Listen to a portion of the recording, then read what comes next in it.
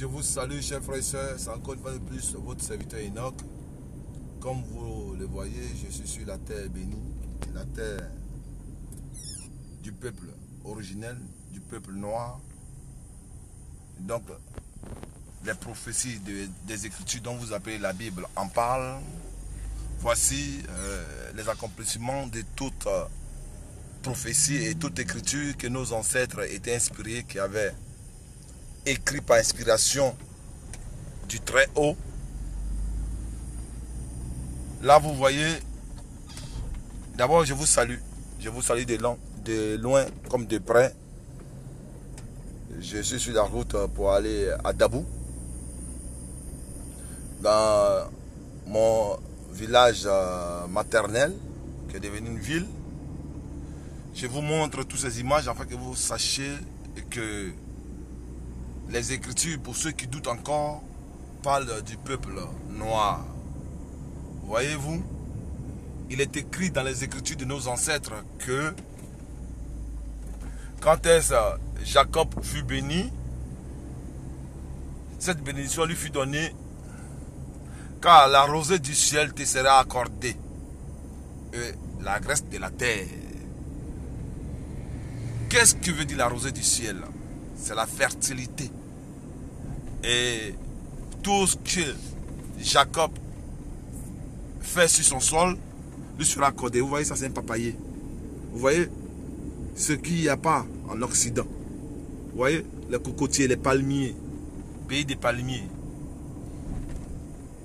Vous voyez le palmier qui symbolise la justice dans les Écritures de nos ancêtres. Vous voyez tout ça ici, ça n'a pas été planté, mais naturellement, elles sont. Donc, comme je vous le disais, tout ce qui caractérise, toutes les caractères, pour ne pas dire toutes les caractéristiques de la dénomination vraie du peuple élu, soi-disant de la Bible, il n'y a qu'un seul peuple sur cette terre qui remplit, c'est le peuple noir. Le peuple noir. Vous voyez, il y a la fertilité partout. Et tout ce qu'on plante, la graisse de la terre nous a été accordée par les prophéties de la bénédiction qui a été donnée à Jacob. Et qu'est-ce que vous constatez, vous qui êtes en Occident, vous qui êtes en Europe? En ce moment, il fait froid là-bas et tout est mort.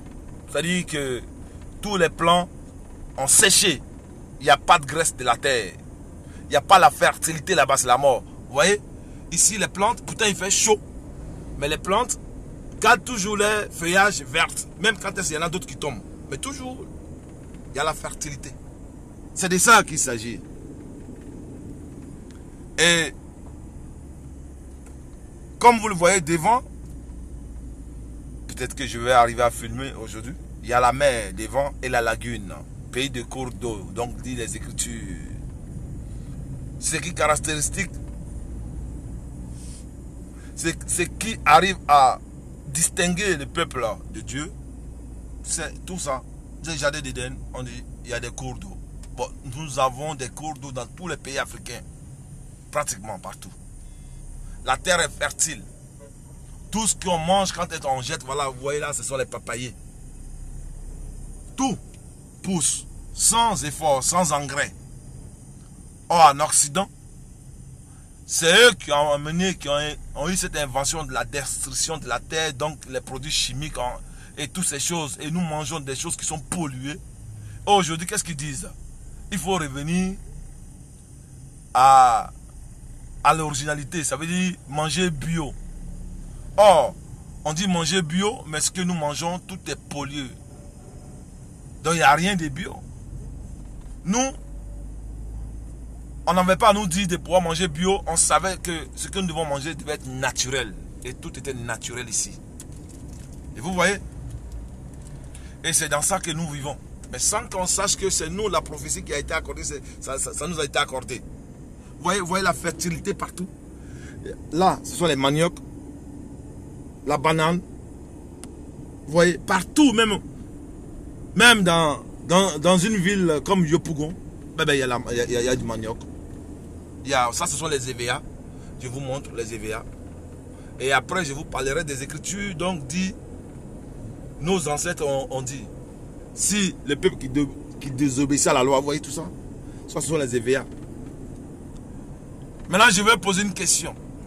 Il est écrit dans les Écritures de nos ancêtres, dit, et que tu planteras le fruit de ton sol et quelqu'un d'autre mangera le fruit de ton sol. Il faut que ce soit bien clair. Peut-être d'autres personnes vont dire, je répète ça tout le temps, mais bien sûr, aussi longtemps que vous n'avez pas compris que nous sommes le peuple de Dieu, aussi longtemps nous allons répéter afin que ça puisse rentrer dans votre tête. Parce que quand vous voyez de gauche à droite, tout ça, c'est les plantations des VA. Et la plantation des VA, ce n'est pas les Ivoiriens qui fixent les prix. Ce n'est pas les autochtones qui fixent les prix, ni l'État ivoirien, ni qui que ce soit. Mais c'est les Européens, les Occidentaux, la France qui fixe les prix de cacao, de VA, de palmiers à huile ici. Et qu'est-ce qui est écrit dans les Écritures de nos ancêtres? Car tu planteras le fruit de ton sol et quelqu'un d'autre mangera. C'est la raison pour laquelle nos ancêtres, nos parents ne sont pas riches. Parce que c'est eux qui devaient avoir le prix, le monopole de pouvoir fixer le prix de ce qu'eux-mêmes ils plantent. Mais non, ils ne peuvent pas. Pourquoi?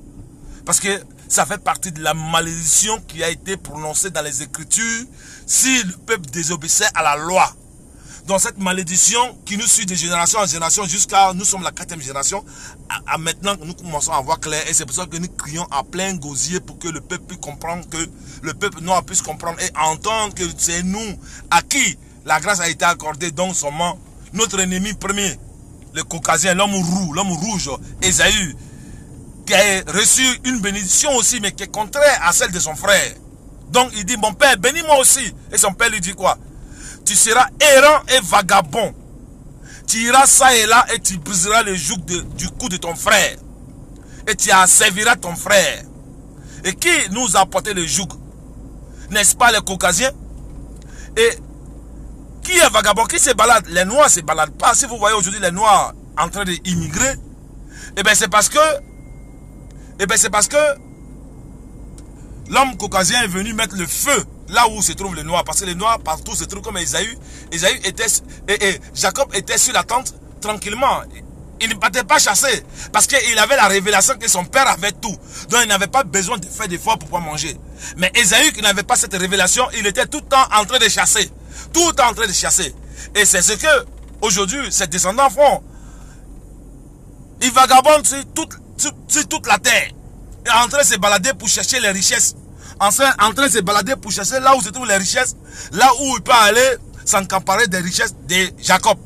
Voilà ce qui se passe. Voilà ce qui se passe selon les Écritures. Peuple élu de Dieu, peuple noir. Prenez conscience que c'est à nous. C'est nous qui sommes le peuple. Le véritable peuple d'Admanga, de Nyate, de Lago, de Nyamien. Vous voyez cette fertilité? Partout. Vous allez voir les arbres. Mais or, il fait chaud. Normalement, c'est un pays où vous ne devez même pas avoir regardez, vous voyez ça? J'ai du mal à filmer, mais comprenez-moi, je conduis, en même temps, il fait cette vidéo. Et c'est pour vous dire que je suis sur la terre. Regardez-moi tout ça. Je suis sur la terre du peuple du très haut, sur la terre bénie, le pays des cours d'eau. Ici, il y a la lagune, il y a la mer, il y a le lac, il y a le Comoé, on a tous les fleuves. Et l'Afrique pratiquement a tous les fleuves. La destruction du jardin d'Éden, ça fait partie. Donc je suis sur la terre promise. Chers frères et sœurs, c'est votre serviteur Enoch, dans la mission dans laquelle le Tout-Puissant, le Père, nous a confié à chacun sa mission. Ma mission à moi, c'est de crier à plein gosier et dire aux frères et sœurs de sortir de cette péripétie donc vous appelez église, mosquée de merde. Ceux donc qui tuent, qui violent et qui oppriment notre peuple. Voilà ma mission qui m'a été confiée.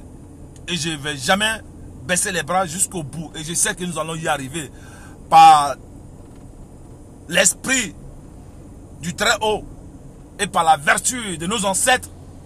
Nous allons y arriver. Que la paix et la grâce soient sur vous. Je vous reviens bientôt. Merci.